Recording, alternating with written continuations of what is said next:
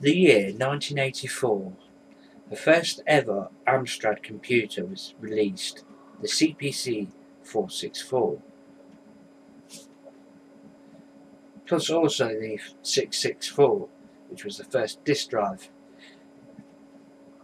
version of the Amstrad computer. There was a 6128 which followed, I think it was so many months after,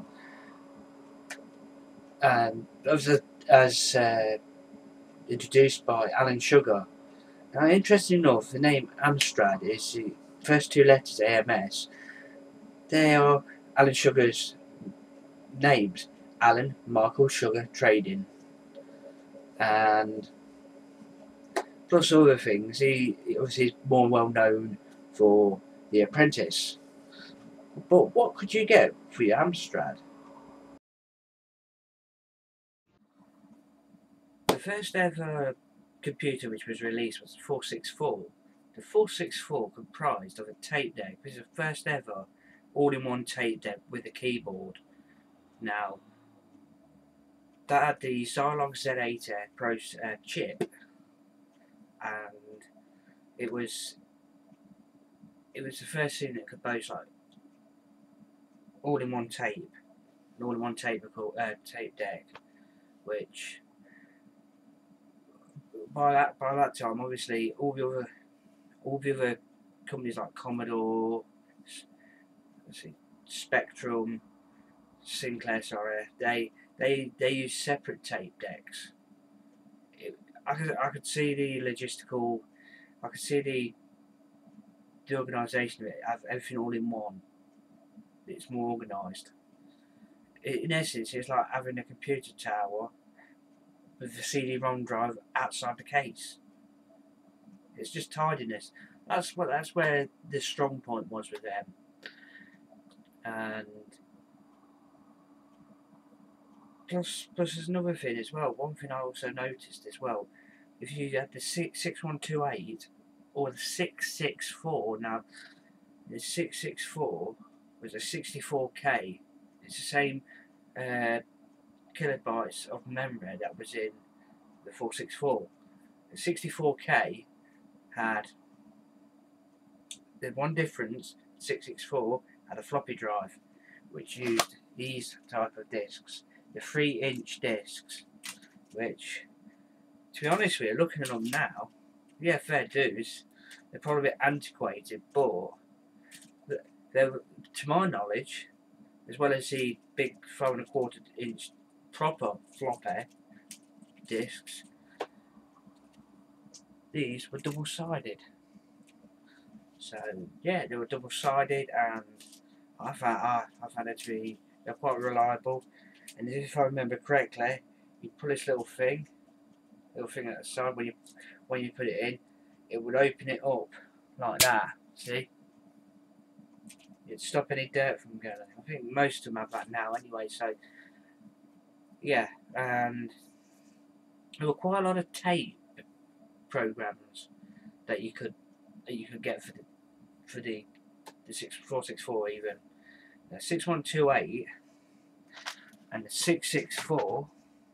I can show you just for 1 second. Just show you.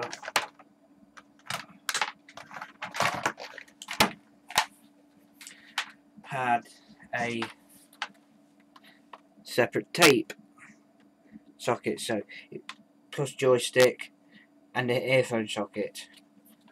On the back, there you can make out on the camera. That is your floppy disk drive 2.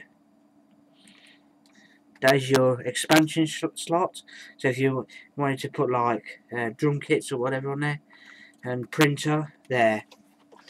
It's quite surprising. There was quite a lot of peripherals for the Amstrad CPC 6128 in its day.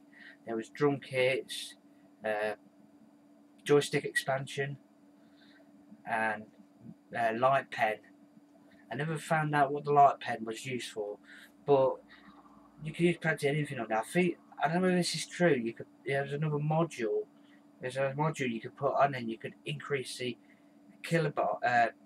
You could add a little bit more memory on there. I might be wrong, because then then in the then they rebadged it all, made them into the 6128 Plus and the 464 Plus, which I think that was a very bad move. So in 1980, not in the mid 80s and 90s, what would you have got? What sort of things from the Amstrad would you have got? There were various things. There was magazines, which I'll show up on screen. There was Amstrad Computer User. Now that magazine ran from 1987 to 1992, which was, I think there's quite a few Amstrad magazines, but I don't remember that particular magazine. I think the first one was March 1987, was Amstrad Computer User, which I honestly do not remember. But you never know, you learn new things every day. But then there was Amtix. That's a pretty weird, strange name. And that ran from 1980. Now this is quite a short-lived one. 1985 to 1987. I forget, probably would have 2-3 years it lasted. And there was another one, which we all probably most probably remember. But again, unfortunately, this magazine had a very short life. It went from it just ran for 1 year in 1992. It's called CPC Attack, which, while looking at it, you got the 3D specs. It would have been good to see what that was, but unfortunately, they only done one particular issue. And let's not forget the Amstrad Action. Now this magazine I do remember, because I used to have it delivered to me every month.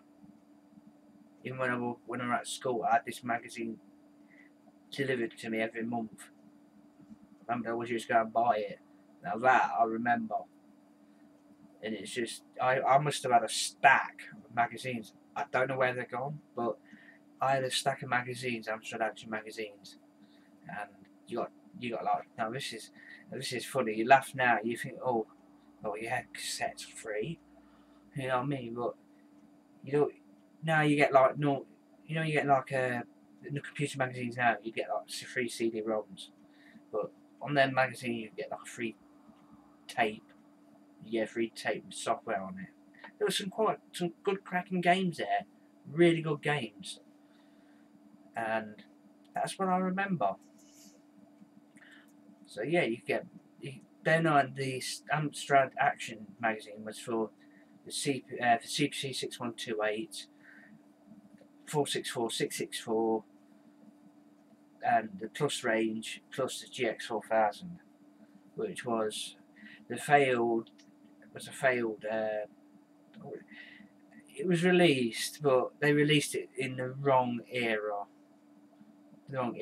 So the wrong time. The Amstrad 464. According to what this said, it said you can get a complete workstation for a price of a home computer, which is varied in price, £249. You could get the keyboard and a green monitor. Yes, green monitor. But for £359, you could actually get like a colour monitor, which you look at it now, you think, blimey. You look at computer towers now, you're probably paying £359 for £400 for a decent one. Now you can actually, if I could just dig down where the lead is, you could actually get. Just get it. Sorry guys. Oops. Sorry guys, I'm going off camera a minute. You can actually get third-party parts still for the Amstrad. You can even get taped drive belts, floppy disk, floppy drive belts, and you can even get cables, tape leads, power leads. You can even get a power kit, which is for the CP612. You get 2 boxes, one which powers the computer and one which powers the floppy drive. You have to pay for Retro Computer Shack. Very good. That's where I get most of my leads, and yeah, you can't go wrong. Plus,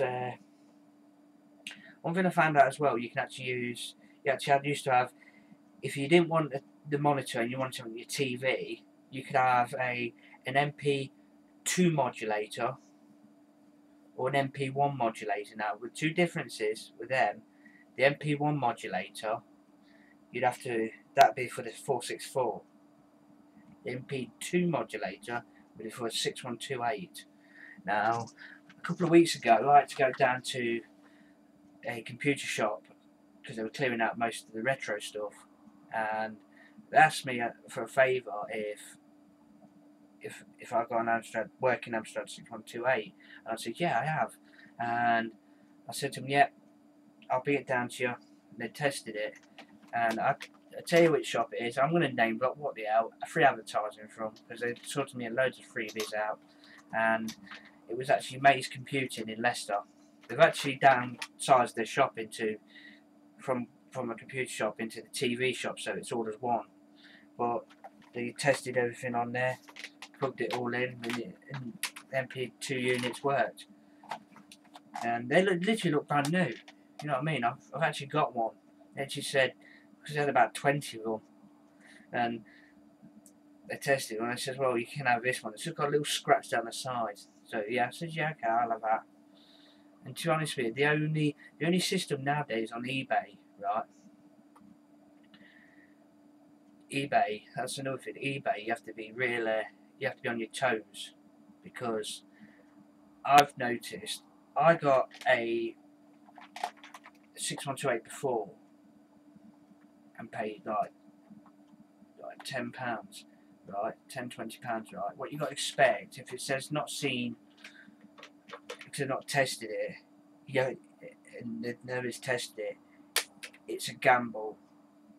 You're taking a gamble, which for that, you know what I mean, I would, you know what I mean, just be expected if it doesn't work, you know what I mean. But usually, if somebody has tested it out, you can just use common sense. It's fairly good, you know what I mean. But the only ones which are so difficult, and I've seen a couple this month, the 664. If I could get my hands on one of them, this will complete my whole collection of Amstrads, barring the GX4000. Okay guys, thanks for watching this little Amstrad video, and I shall post a few more videos. Plus, I'll be doing part 2 of the Dizzy 2.